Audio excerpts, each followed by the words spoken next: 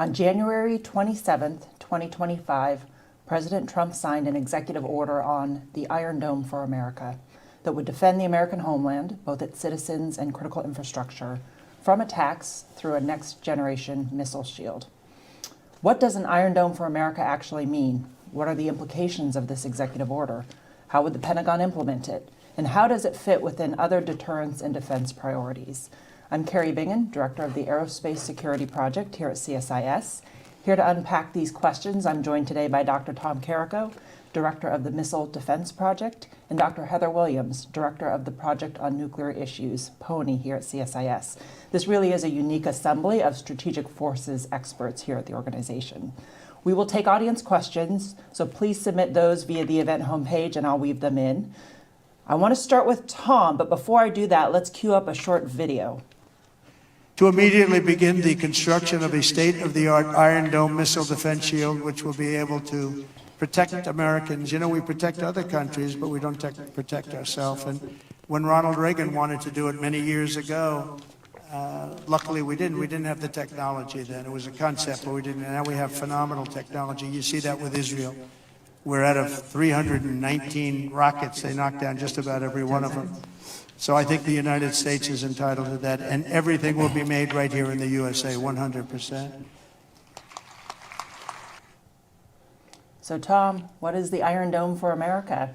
Yeah, look, this is a big topic. I'll say three basic things. One, I think it's appropriate that this is getting high-level attention, and it deserves, frankly, a big executive order. Because I like to quote former Assistant Secretary of Defense John Plum and now CSIS associate, who said, look, these are weapons of choice. And you heard reference right there to the April 14 attacks, for instance, last year. And these are the cruise missiles hitting Ukraine on a weekly basis, right? So these are weapons of choice. And frankly, I think it deserves the high-level attention, and I suspect large budgetary reorientation. And also the policy changes that it says at the beginning, which is we need to realign our attention from the rogues to Russia and China. I would say this is about 6 years too late, you know, in terms of catching up with the 2018 National Defense Strategy that said we have to be focused on great power competition. I think the next big bucket is really a renewed attention to space and to putting space and missile defense in the same sentence. And so the executive order itself calls for an acceleration of space sensors for hypersonic and ballistic threats. Those satellites, as it turns out, are actually orbited Valentine's Day last year, but we're going to need a lot more of them to get a global architecture. But there's also some really important language about proliferated space-based interceptors. And this, I think, is going to be an important discussion point for us, that this was something that if you want to get after the boost phase, if you want to get after the big threats from the bigs, from Russia and China, you probably are going to need some kind of boost phase attention. So you're going to see, and you've seen language, there's a congressional bill percolating through that has serious money behind that. And I would say that this is appropriate as well because the implications of space as a warfighting domain are just beginning to sink in. And when they sink in, the salience of space fires is going to bring with it a lot of other capabilities, of which space-based interceptors, I suspect, will be a small subset. And then the third bucket is that this is kind of near term and close to home. So you definitely see a big attention on the homeland, and you heard reference right there to attention to defending the various homeland, and I suspect Heather will talk about kind of what are we defending and how does that fit to our deterrence. But you see attention there to cruise missile defense. It's been 2.5 years since the Air Force was named the lead service for homeland cruise missile defense. Hasn't had just a whole lot of progress on that front, but I think you'll probably see some renewed attention there. But it's also going to be near term. I think realistically, you're talking the next couple of fiscal years in terms of unified government, but also in terms of the epics. The Missile Defense Agency put out an RFI calling for 2026, 2028, and 2030 demonstration or delivery. So they're looking to move fast on all of this stuff. Not everything will be fast, but they're looking to move fast on some of it. Okay, Heather, I'm going to ask you the same question. What stood out to you about this executive order? So for the nuclear wonks, there wasn't a lot in there. Nuclear, at first glance, it seems like this is not about nukes, but it is. The word nuclear is only in there once, And it was specifically in reference to Reagan. It was hearkening back on that legacy of Reagan, which we know that President Trump really likes to do. But it gets to this point that Tom was making about America just needs a stronger deterrent right now to kind of quickly set the scene on what is going on in the nuclear landscape. The nuclear landscape is just increasingly competitive, particularly in terms of the new means of delivery. We know that Russia and China are pursuing hypersonic programs, which will likely be nuclear armed. Iran and North Korea continue to develop their nuclear programs. And that includes, they might be getting some missile technology from Russia and China. There have been some indications or hints at that in the press, which I think are worth noting. But this has also been an era really of strategic surprises when it comes to new means of delivery. So that includes Russia's Oreshnik missile system. But then the other one that I want to point to is, this was a real surprise for a lot of us, it was Pakistan. In December, former Deputy National Security Advisor John Feiner announced worrying developments with Pakistan's missile program that could threaten the U.S. homeland. And for anyone listening who wants to know more about that, my colleague Dia Ashtakala wrote a fantastic piece kind of trying to break down what could be the drivers behind this. But all of that and this era of increasing geopolitical and technological competition means America just really needs to double down on deterrence. And this executive order, for me, is moving in that direction. And it is showing part of a trend, I think, towards a strengthened deterrent. And so for Trump to hearken back to Reagan and that, I think that was a really important thing. So that was my first big takeaway. The second one was about allies and partners. That was a really, for me, a pleasant surprise, shall we say, that the executive order calls for increased cooperation with allies and partners on missile defense. As we know, a lot of America's allies are a bit nervous about the incoming administration. Will the U.S. live up to its strategic commitments of extended deterrence, extended nuclear deterrence with them? And I thought this executive order really put the allies kind of front and center. And it was a really loud signal, as I heard it, saying, yes, we are still committed to working with allies and partners. There are still burden-sharing conversations to be had. All is not forgotten and forgiven. But for me, this was a really important indication about the administration's interest in maintaining cooperation with allies and partners, even if it's at a more transactional level. The final takeaway that I had is probably going to be the ugliest part of the conversation, and that's the money. There wasn't a lot in the executive order about how much this is going to cost or where that money is all going to come from. And so while I support a lot of the spirit behind this executive order, definitely support a stronger deterrent, the biggest concern that I had with regards to nuclear was, is any of this going to take money away from the really important nuclear modernization program that is also decades late, has been in a state of atrophy, and really just needs a lot of attention and emphasis. So where is the money going to come from, and is that going to have to jeopardize some other defense programs? Kari, I'm going to flip it back to you, because not only do you know budgets really well, and you, from your time on the Hill, knowing kind of how the NDAA gets made, but also there's, as Tom said, the really big space component to this, which is your area of expertise. So what were your takeaways? Well, and that's where I lead off as well. I have three big items that stood out to me. And if I can ask our team to put back up that missile trajectory graphic. Number one for me was the missile defense space nexus, Tom, that you mentioned, and the centrality of space for missile defense. I mean, we're doubling down on sensors, which we've had for decades up there, that detect missile launches, help track them, but now we're building out sensors to really do refined, exquisite targeting ability for like hypersonic missiles. And this renewed emphasis on space-based interceptors. You know, the interesting thing here, and I know Tom knows this well, is boost phase defense, space-based interceptors. This has long been elusive to us. You know, the rationale here is that you intercept and boost before you release countermeasures, before reentry vehicles start to maneuver, which makes it harder to track, and then potentially over an aggressor country rather than your own. We've lived through past efforts, kinetic energy interceptor, airborne laser. Each of those were technically hard and had operational limitations. I do see the current Homeland Defense architecture that Tom can get into.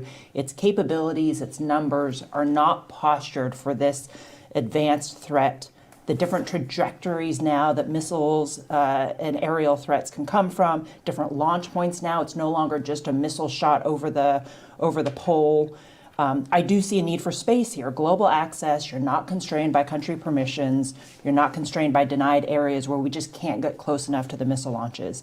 And Tom, as you said, I mean, the reality here is that space is a warfighting domain.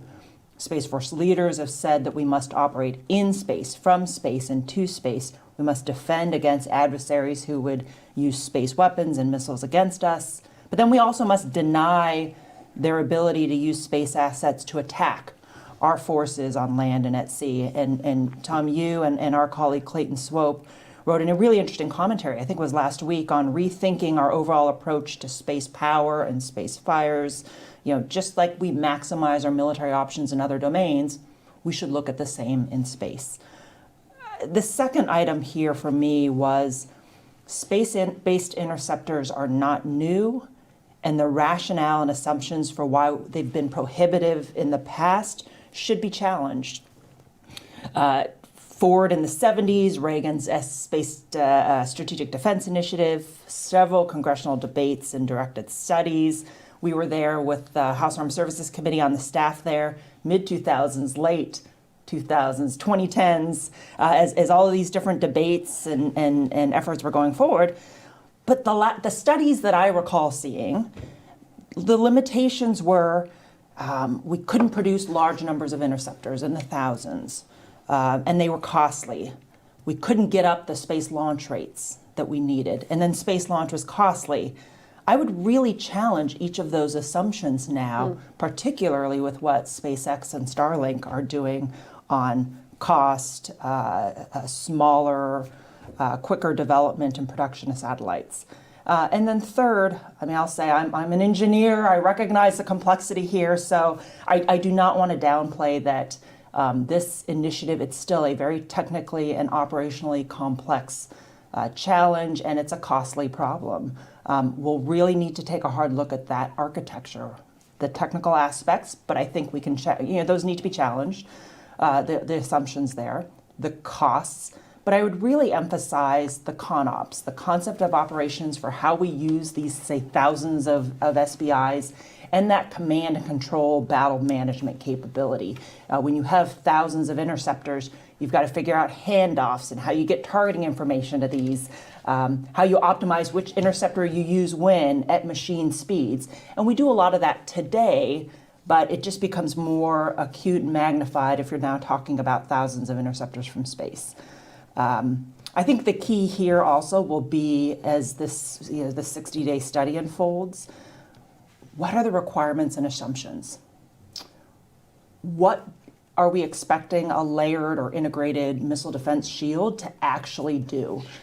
We need to think about what it is that you have to defend, how we think the adversary might use their missiles against us, from where and what trajectories. Would they employ salvo launches, so rapid fire, which makes it really hard when you're a satellite in space to intercept at a specific time and place many of these at a time. The timelines, I mean, you're less than 3 minutes in boost phase. So all of these requirements and assumptions are going to drive your architecture design, your trade-offs, your program schedule, your cost. So those are my big 3 takeaways. I have a question for each of you, actually, if I can jump in. It's on partners and who you're going to work with on this, because I don't think the executive order mentions the MDA. It hints at possibly interagency cooperation. But so, Tom, how did you see this happening? How did you see this executive order getting taken forward as an interagency effort? I know it does give some taskings to STRATCOM and other parts of DoD, but how is that going to work together? And then, Kari, my question for you was going to be about partnerships with industry. That was a really great summary, I think, of the improvements that have been made since the last time that America made a really serious effort, and that a lot of those previous concerns might now be obsolete. Can partnering with industry more help overcome some of those? But the partnership aspect was something from the EO that I really wanted to learn more on. Yeah, I'll say first in terms of who's in charge, who's going to be doing this. The EO called out STRATCOM and it called out NORTHCOM, I think. But the news reports in terms of the forthcoming SecDef memo for the implementation of this is there's going to be a lot of folks involved. The chairman of the Joint Chiefs, USDP, Undersecretary of Defense for Policy, certainly the Missile Defense Agency, Northcom, Spacecom, Space Force, all these kinds of things. So it is going to be at least a big DoD-wide effort, and that's appropriate. I think the new appointees and officials coming in, frankly, they're going to be doing missile defense a lot for the next couple months. Kari, you mentioned the 60-day study. Well, it's really like a couple weeks. 60 days when they have to hand it in. We have the first round of reports reportedly due, February 28. That's just in a couple weeks. The second round of reports due March 15. The Allied and Theater Missile Defense Review, May 15. So basically, it's all missile defense all the time for the next couple months. Ostensibly, it's timed that way to inform FY26, to get sort of funds in, to figure out what's the reference architecture they want, small, medium, or large, has been talked about, to inform 26. I think there's actually a prospect to inform FY25. And so I would encourage folks to watch for funds to be perhaps put into the reconciliation bill. If there is going to be, for instance, big THAAD, Standard Missile, Patriot buys, it might as well get a head start on that in terms of procurement side of the house, as well as the R&D for space-based interceptors. So you're going to see a lot of different entities within DoD have a play here, and don't worry, MDA is going to be busy in terms of, frankly, they're the subject matter expertise for so much of that spectrum, and so they're going to be taking the reports off the shelf for Northcom on cruise missile defense and all this other sort of stuff. And Stratcom got the call out. It's actually Space Command that is the lead for missile defense nowadays, but I think that the references in the EO to counter force and counter value purposes, it's a little bit ambiguous, I would say, in terms of what really is the defended asset list, what's the priority of what's being defended. It talks about defending the population, but it also says we need to have a secure second strike. And so are we going to be rolling THAADs next to New York, or are we going to be rolling up THAAD batteries, in Offutt or ICBM fields or something like that? So you take Iron Dome, the term, as more of an analogy, right? It's a metaphor. It's certainly not the Raphael product. It's a metaphor. But I like to play with that metaphor and say that Iron Dome is the lowest tier of Israel's multi-tier system. It's the one everybody knows. But it's going to be really important. We're going to go do the space-based interceptors thing. I think it is ripe now in a way it wasn't, for instance, in Trump 1.0. So much has changed. But we can't forget the air defense. We can't forget the garden variety cruise missiles that, the non-nuclear strategic attack threat. So I encourage folks, the Iron Dome thing means we also need to be attentive to what it calls advanced aerial threats, to all these different things that will frankly underfly a space-based interceptor layer. So it's going to have to be the full mix for all these threats, not just the high. It has to be a high-low mix. And the good thing is we're not starting from scratch here. There is already a homeland missile defense system protecting our country. We've talked a little bit about where some of the gaps are, but ground-based mid-course defense, interceptors in Alaska and California, modernization programs underway with the glide phase interceptor, several space sensing programs to do that missile warning, detection, tracking mission. Those are already budgeted and underway. And then what I mentioned earlier, which is how do you command and control all this stuff? How do you manage all of these different assets at really machine speeds and optimizing your operational space? So I think there'll be a role for our traditional companies that have built up much of these layered systems already in place. But I think there'll also be an opportunity here for some of these non-traditional companies. This is going to be software heavy. We will need a lot of automation and optimization. So I would expect to see both as we go forward with each of these different EPIC contracts. And there's an industry day, I think it's a week from today, that MDA is hosting. I understand that the services are likely to be there, even though MDA issued the RFI and the industry day. And that's going to be an opportunity for all the companies, the bigs and the smalls, to put in their ideas. What can you buy fast, and what can you be thinking about for development as well? Well, and I'm going to start weaving in some of these questions here, because Heather, you mentioned in one of your key takeaways the Allied piece. How do you think Allied participation is being considered, and what's our sense on whether they've been invited, what the level of conversation is? I have no idea if the allies have been contacted. Tom might know more than I do on that. From a few conversations I have had, though, the allies seem pretty excited about this. Air defense is obviously their top priority, both in terms of defense investments, and that is more on the conventional side, understandably. But all of Europe in particular, I think, is really grappling with the huge increase that they've had to make in their defense spending just in the past few years. And now 2% might become 3%, might become 4%. And so I think that they're still coming to terms with that a little bit. But from their perspective, it seems like, again, as I said before, the signal that this is sending about partnership and still wanting to work with allies and still caring about allies and seeing allies as a value added is a really important one. In terms of the technical cooperation, I mean, our allies are doing amazing work on air defense, mainly because they are, particularly in Europe, they are the ones who really are in the crosshairs. And so for them, they've been thinking about this a lot. And so I think that this hopefully is the start of a much bigger conversation. But yeah, I think that, I mean, Tom, I don't know, do you know, have we already reached out to the allies and have they signed on the dotted line? Yeah, but maybe they can show up for the industry day, I'm not sure, but it's good. It's going so fast, Yeah. right? The tempo is really figure out what you got right now on the shelf, ideas on the shelf.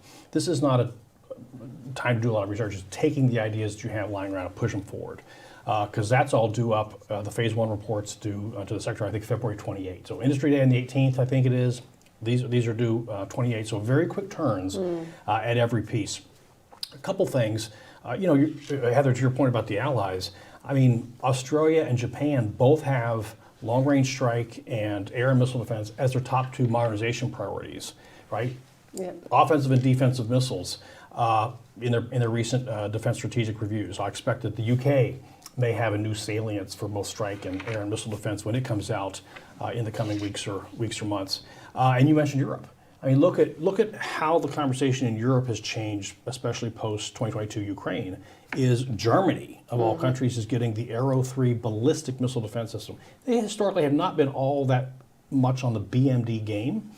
And you see the German-led ESSI, European Sky Shield Initiative, because they see where the threat is. They see this and they figure out they're putting billions of dollars or euros behind this in a multi-nation collaborative effort. So I think it's going to continue to get a lot of attention. I also see just a glimmer in the EO's attention to allied and theater, which is that it's probably a little bit of a goad to our partners and allies to say that you might need to get more of this for yourself. That precisely because the op tempo of U.S. forces is spread so thin that we can't be everywhere. We've had Patriot forces in Ukraine since 1991. They're still there. We also have forces there ourselves. But it's only in the last couple of years that Bahrain has said, yeah, we ought to get some Patriots for ourselves. So I do think you're seeing just a whole big demand signal. Unfortunately, the White House last year had to suspend all Patriot AMRAAM sales globally. And there's 18 countries that operate Patriot, if you count Ukraine, because of supply. And so on the industrial base side, it's how fast can we increase the PAC-3 production rates, the THAAD rates, and all this sort of stuff. So the industrial, that is a component of the executive order. And so I think you're going to see a lot of attention to SRMs, to solid rocket motors, to seekers, PAC-3 seekers, for instance. The glide phase interceptor that you talked about, Kari, it's a cooperative development program with Japan. And so they're very proud of that. I also think we're probably going to need some other hypersonic missile killers, probably in the interim as well. So I would look for that. Well, and one of the critiques I continue to see on whether it's this layered homeland missile defense or particularly with space-based interceptors is that this would undermine strategic stability and weaken nuclear deterrence. I have some thoughts, but Heather, I want to turn it over to you on that one first. I don't see it as, I need to engage with those arguments a bit more because I struggle to understand them a little bit, to be honest. I think Tom's point about counterforce versus countervalue is going to be a really important one and where we decide to put our assets. I do think the EO gave us a bit of it's not even a hint, told us, which is secure second strike. And the very old Cold War definition of strategic stability is having a secure second strike capability, which strengthens your deterrent, because it kind of says to the other side, don't even try, because we will be able to come back at you. We will maintain this capability. And so I think on a practical level, that's going to be, that's one way in which this really could be strengthening that. There is also, that signaling point that I made from this, and I know I keep coming back to it, but I really do think it's important that so many folks in the nuclear community, among our allies, have just been watching this administration for some sort of signal. What direction are you going to be going in strategic forces? We know which theater this administration cares more about, fine. But what are you going to invest in that? How are you thinking about these issues? And the CEO really is the best indicator that we have of that. And so that isn't just sending a signal to our allies, we want to work with you. It's also sending a signal to our adversaries, which is, deterrence is really is going to be a top priority, and deterrence is going to be a driver of this. There's just one other deterrence angle that I do want to add in, which might seem, it is a little bit conceptual, but bear with me here. It has to do with escalation management. So our adversaries, we know, are relying on nuclear threats to back regional ambitions. And we have seen Russia do this throughout the war in Ukraine. Nuclear threats started I think it started 2 days after the invasion began. And why is Putin doing this?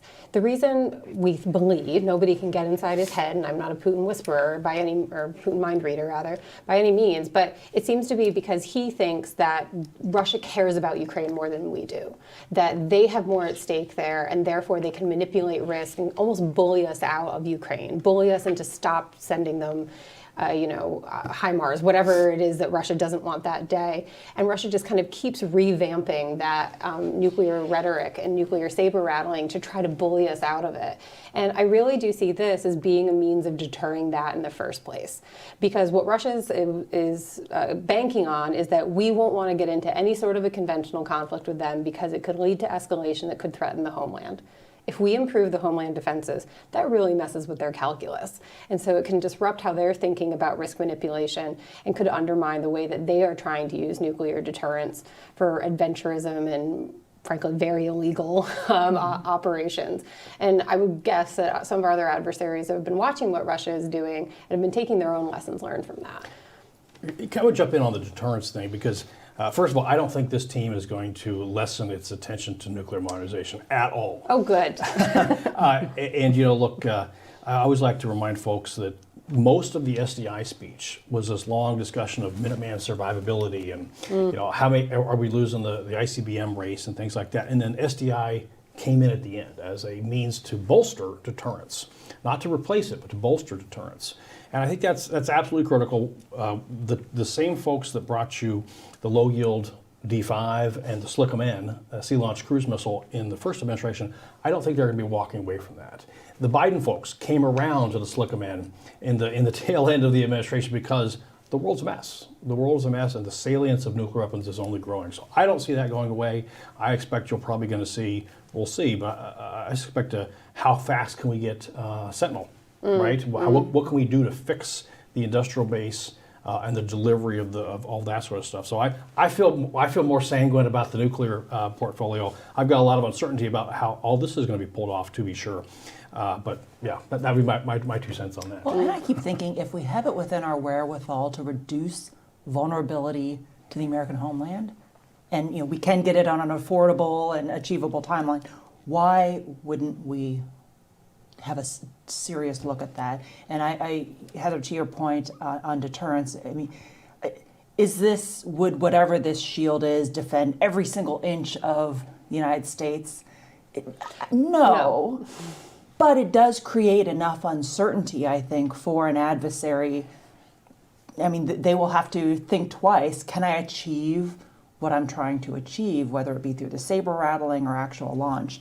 And we always forget in this whole discussion, Russia has their own national missile defense system. They have interceptors ringed around Moscow.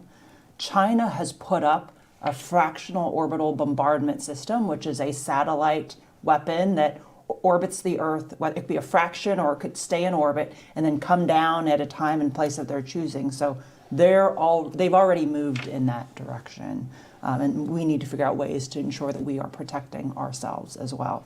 You know, one of the questions here that comes up a lot, and particularly with this new team, is there's a lot on their plate from a defense perspective. So how do we see them prioritizing this initiative, and then how does it fit within other deterrence and defense priorities? Are we going to see a budget increase? What do you think? Well, there's a lot of trimming going on around town in different places that may find funds for this, or also within DoD. We'll see on the DOGE front. So there's a bill introduced in Congress by Senators Sullivan and Kramer that added, I think, $19.5 billion with a B for FY26. I still say some of that might be able to come back to 25. So I predict you will see meaningful big plus-ups. To your point, Kari, we're not going to defend every acre of pasture in Texas, would that we could, but the beginning of wisdom is to recognize you can't do everything. The threat's simply too great. And this is why I like to say, and this is a little bit, I guess, controversial, but you know, Reagan's SDI things was, wouldn't it be nice if we could make nuclear weapons impotent and obsolete? That's not going to happen. That is absolutely not going to happen. The threat has only gotten more wicked. But to your point, Kari, we can raise the threshold. That's what this active missile defense, air missile defense, raises the threshold for attack, so that the onesies and twosies, the limited attacks, the coercive attacks, are not as effective, and you know, complicate their calculus as well. So it is active air and missile defense in support of deterrence, conventional deterrence, as well as nuclear deterrence. It's a deterrence by denial strategy, really, which is something we haven't thought about a whole lot in our strategic thinking for quite a while. And so it's I think Tom put it perfectly, which is create uncertainty in the adversary's calculus, because they might know, well, maybe I won't, maybe this one will, maybe not all of them will get through, maybe some will, but do I want to take that risk? And that's where I think we really need to be moving as a country in terms of our strategic thinking, because for the past few decades, the adversaries have been on the front foot. They have put us on the back foot. As I said at the outset, there's been a lot of strategic surprises. And I think that, you know, the time has come for us to maybe lean in a little bit more on these issues. So what are you watching for in the coming weeks, months, year? Just about missile defense or everything? Back to the CEO. What's on your plate? What haven't we talked about? What are you watching for as we start to wind down? I would say this. I would really like to see an EO on nuclear, particularly on Slickamen. I agree with you. I don't think that the president whose administration the first time around put in Slickamen and the low yield warhead is necessarily going to back away from it. But it's that the nuclear modernization program, it just needs to move so much faster. And it needs political leadership to step in and say, this is a national security priority. And to be really specific and say, I think Slickamen is the easiest, Sea Launched Cruise Missile Nuclear is the easiest kind of first step in moving that forward. There are other small steps that I think could be taken, things like preparing to upload warheads when New START expires, potentially, you know, expanding the DCA mission in NATO. But that's probably the biggest one that I want to watch for. The other thing I really want to watch for are how allies are going to respond. If they are going to come out and say anything publicly, I would guess they probably won't. NATO likes to try to keep things insular and to have those internal conversations. Final thing I'm watching for is how the adversaries are going to respond. Russia already came out with a statement, as you can guess, saying that this is going to instigate an arms race. China hasn't commented, nor are they necessarily likely to, but really watching if the adversaries do see this as an excuse for further escalation. Yeah, I want to answer my own question, because then I want to give you the last word here as we wind down. This really is, in my mind, at this point in time, less of a technology issue. It is very much more of a policy or political cost and CONOPS or operational issue. We've seen studies. I actually want to get past the paper study phase to actual like RDT&E. Let's see what this looks like, and let's get some actual hard data, hardware, software to inform options going forward. I do think it's significant that this was the first executive order on really a substantive defense program, and so I do hope that parlays into the resources that we hope we'll see in the 26 budget. It is going to be competing with a lot of other challenges in front of the department: munitions shortfalls, nuclear modernization, technology innovation, shipbuilding, all of these things, which I think is really the impetus behind, say, Senator Wicker, Congressman Rogers' push to increase the defense top line. There's a lot that we have to build on that's already in the pipeline, which is good, and I think some of those things could be increased or accelerated. The partnerships here will be really important, not just on the Allied front, but I'd say within government. So Missile Defense Agency working really closely with the Space Force, Space Systems Command. Who quarterbacks this? I don't think we know yet. I hope that whatever organization and individual gets the rose pinned on them, they're given the flexible authorities to go fast, as opposed to get stuck in maybe DoD 5000. And then just the last thing that I think about here that we haven't talked about is I really like the emphasis on left of launch and also non-kinetic means. So it's not just hitting a bullet with a bullet, but are there other more creative ways that we can degrade adversary capabilities without actually having to do that kinetic intercept? So Tom, let me turn it to you and give you the last word here. Yeah, look, I'm going to be looking in the near term for kind of the meat and potatoes of are the things that are offered up for these reference architectures, are they achievable in the near term? That's going to be critical to do that. We'll also be looking for, frankly, the tone and tenor of the conversation. We need to make sure, we need to change our vocabulary. Somebody said if you keep doing the same thing over and over and expecting a different result, it's not necessarily the best approach. This is why I think educating people about space as a warfighting domain is going to be critical to changing the conversation instead of just sort of going back to studies from 20, 30 years ago about brilliant pebbles, to understand that we are in a different environment. And as you all have both said, that there is a different role to play here of deterrence by denial than simply in the past. And Kari, on the authorities piece, that's going to be important. The last time Missile Defense Agency had their charter updated, I think, was 2014. It still has references to AT&L, these kinds of historical relics.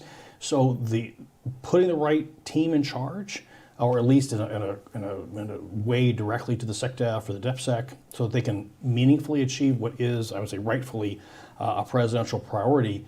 This can be the golden age for missile defense to supplement deterrence and all these kind of things, but it's going to have to get these things right. The authorities, some meaningful budgets in conjunction with all this, and we're going to have to make sure that politically speaking, this doesn't become a polarizing thing, but it is educating folks as how this fits into our broader deterrence and defense goals. Well, we just scratched the surface today on this issue, so there will be more to come.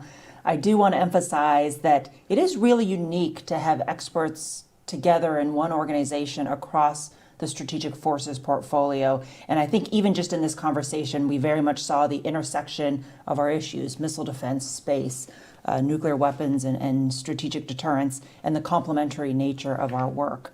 I want to thank our streaming and broadcasting team here, our staffs, Pat, Caroline, Kendra, who helped to get us ready for today. And then for our audience, thank you for joining us, and keep an eye out for more to come on this Strategic Forces collaboration.